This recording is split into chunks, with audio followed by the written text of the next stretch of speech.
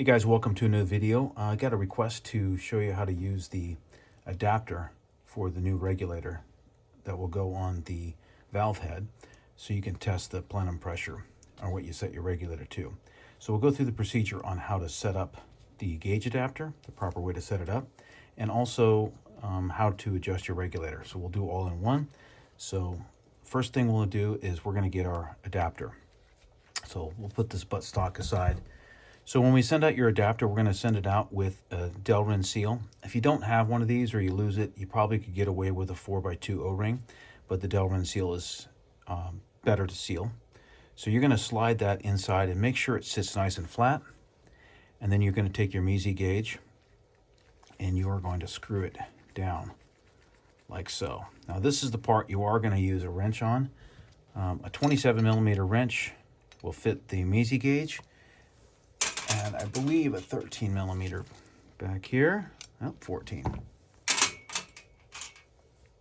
And you're just going to tighten this up like so. And you're going to get it pretty snug because we don't want this to leak because we want to be able to test our regulator pressure. Now, I should talk a little bit about generational changes of the Leshiy 2. The very first one had a 2mm grub screw. So if you have a 2mm grub screw on your front valve, this is not going to work because this is going to be a 2.5. The other generational changes is somewhere, even with the 2.5mm grub screw, we switched from a 3mm ball to a small Delrin seal, bleed seal that looks like this.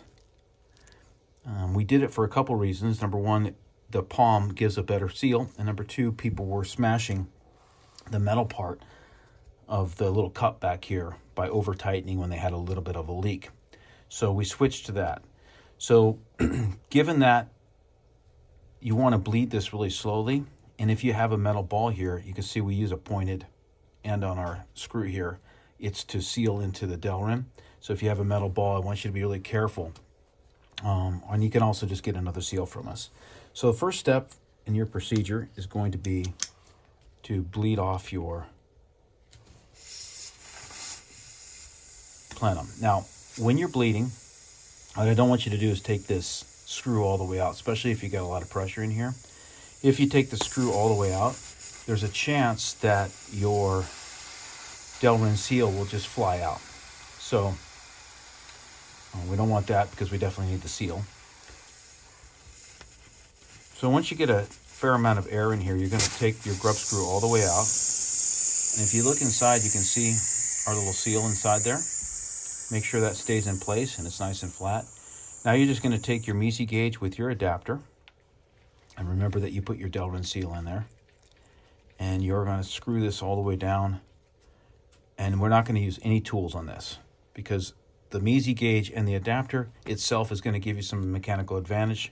So you don't need to use a wrench or anything. Just hand tight. And we can bleed this manually like this. Okay, so now that we have our Meazy gauge set up in there and we can test our plenum pressure, let's fill up the buttstock.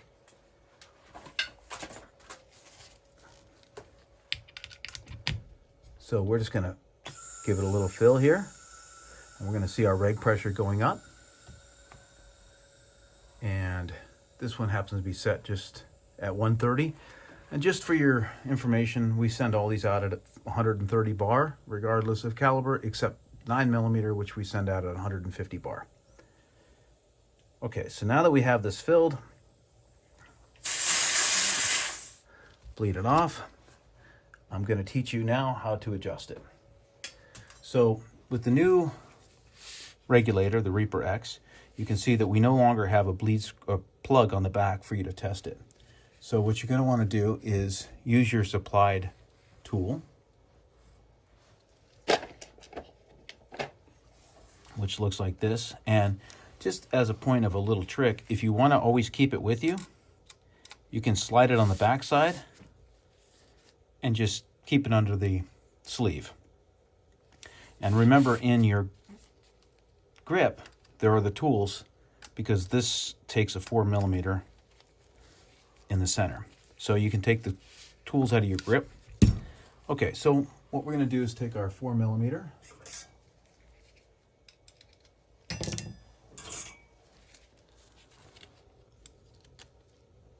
And just like the standard Reaper, clockwise is more, counterclockwise is less.